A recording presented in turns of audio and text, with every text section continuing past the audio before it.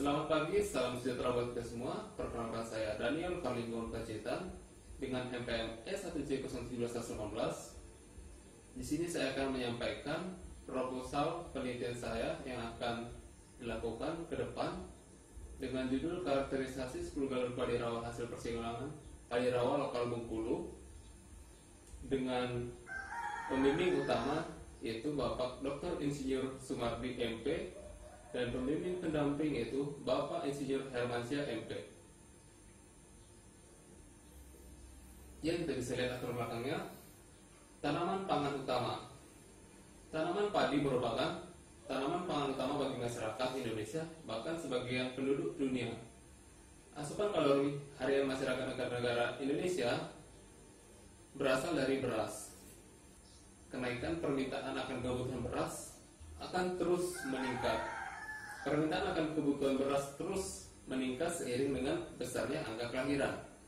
Laju pertumbuhan penduduk Indonesia per tahun terhitung dari tahun 2010 hingga tahun 2016 sebesar 1,36%. Sebagai akibat besarnya total konsumsi beras dibandingkan pasokan beras yang berasal dari produksi dalam negerinya sendiri, kekurangan pasokan beras akan mendorong pemerintah membuat kebijakan untuk impor beras. Perluasan lahan menjadi salah satu strategi yang perlu dilakukan untuk meningkatkan produksi padi.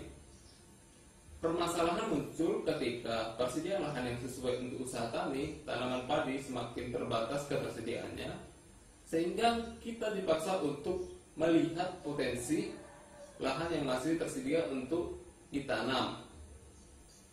Misalnya seperti lahan rawa lebak. Sehubung dengan hal-hal tersebut, tim peneliti padi rawa dari Universitas Bengkulu telah menghasilkan 10 galur padi rawa. Pada program pemulihan selanjutnya perlu dilakukan karakterisasi sebagai salah satu persyaratan untuk memperoleh perlindungan varietas tanaman. Salah satu upaya yang dapat dilakukan untuk memperoleh varietas yang adaptif dengan lahan rawa tadi adalah melakukan penyaringan terhadap koleksi plasma nutfah padi yang ada melalui kegiatan karakterisasi. Nah, karakterisasi merupakan proses mencari ciri spesifik yang dimiliki oleh tumbuhan, digunakan untuk membedakan di antara dua dan antar individu dalam satu jenis tumbuhan. Oke, kita slide selanjutnya. Rumusan masalahnya yang pertama adalah laju pertumbuhan penduduk. Kita bisa lihat kepadatan penduduk. Laju pertumbuhan produksi padi nasional tidak sejalan dengan laju pertumbuhan penduduk, sehingga hal ini dikhawatirkan akan mengganggu program swasembada pangan berkelanjutan. Peningkatan produksi beras perlu dilakukan melalui meningkatkan luas tanam, namun program ini sulit direalisasikan karena ketersediaan lahan subur yang sesuai untuk penanaman padi semakin sempit. Salah satu upaya yang dapat dilakukan adalah dengan pemanfaatan lahan rawa lebak. Berapa persyaratan untuk dapat mengembangkan tanaman padi pada lahan rawa lebak? Berbagai faktor pembatasnya adalah temukan 10 galur padi rawa hasil persilangan padi rawa lokal Bengkulu. Namun ke-10 galur tersebut belum dilakukan karakterisasinya, sehingga belum dapat didaftarkan untuk memperoleh perlindungan varietas tanaman. Untuk itu penelitian ini dilakukan tujuannya untuk mengkarakterisasi dari ke-10 galur tersebut. Yang slide selanjutnya itu adalah tujuan penelitian. Penelitian ini bertujuan untuk melakukan karakterisasi 10 galur padi rawa hasil persilangan padi rawa lokal Bengkulu. Nah, langsung saja ke metode penelitiannya. Penelitian ini dilakukan pada bulan April sampai Juli 2020 di lahan percobaan agronomi Fakultas Pertanian Universitas Bengkulu dengan ketinggian tempat 5 mdpl. Lahan yang digunakan adalah lahan rawa lebak dangkal. Selanjutnya ada alat dan bahan. Alat dan bahannya adalah benih padi 10 galur dan 2 varietas pembandingnya. Benih galur tersebut tadi adalah WBR 1, WBR 2, WBR 3, WBR 4, WBR 6, WBR 7, WBR 8, WBR 9, WBR 10, WBR 11, dan 2 varietas pembandingnya adalah Impara 4 dan Impara 6, serta pupuk urea, pupuk KCL, pupuk TSP. Pestisida yang digunakan ada herbisida dan insektisida.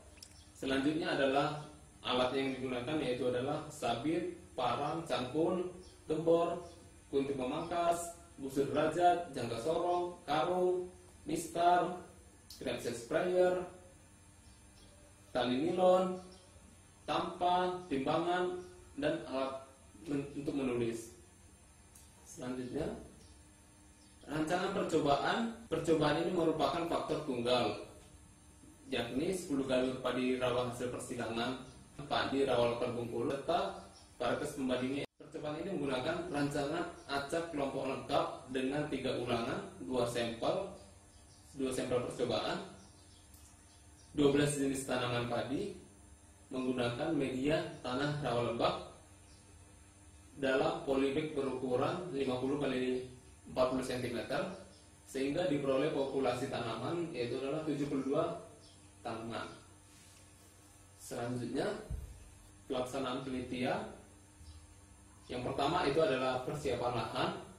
Membersihkan lahan yang digunakan untuk penelitian menggunakan cangkul dan sabit atau arit agar lahan bersih guna sisa-sisa gulma, menghilangkan sisa-sisa gulma dan kotoran. Selanjutnya, setelah bersih, melakukan perataan tanah menggunakan cangkul sebagai alatnya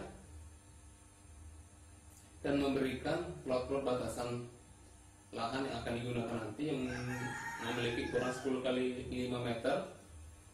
Selanjutnya nanti dilakukan dengan pengisian polybag, lalu disusun pada lahan percobaan. Persiapan benih. Pertama, mengambil benih yang akan dibutuhkan dari lemari penyimpanan, kemudian dijemur pada terik matahari sekitar 2-3 jam untuk mematahkan dormansinya. Yang selanjutnya akan dilakukan sortasi untuk membedakan dari mana yang benih cacat dan mana yang merupakan benih yang tercampur.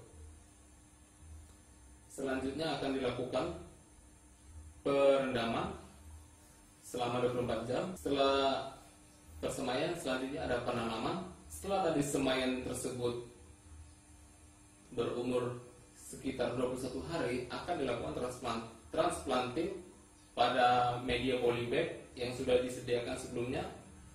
Pemeliharaan dilakukan, yang pertama itu adalah penyulaman, dilakukan pada saat padi berumur 1 minggu setelah tanam.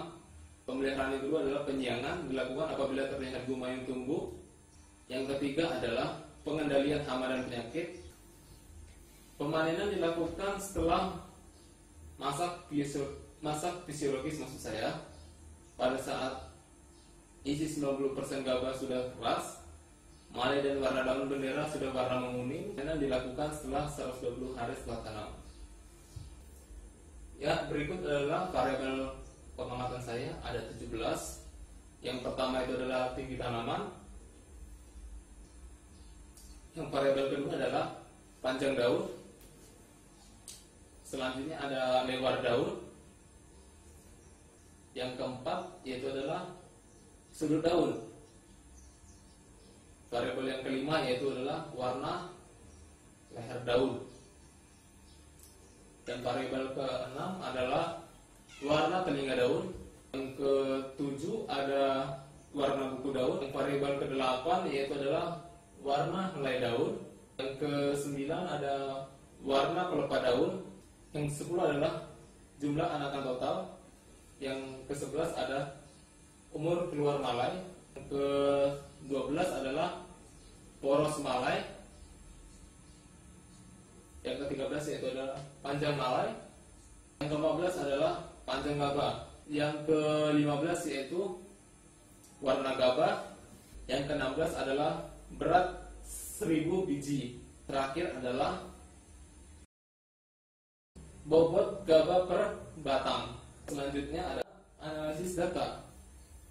Data kualitatif yang dikumpulkan dari variabel tersebut dianalisis menggunakan uji F dan dilanjutkan dengan uji lanjut MRT. Dan dengan data kualitatif dianalisis menggunakan deskriptif. Demikian penyampaian rangsangan penelitian saya yang akan dilakukan ke depan. Saya mohon maaf jika ada kesalahan dan saya mohon ampun kepada Tuhan. Saya akhiri, selamat pagi, salam sejahtera buat kita semua.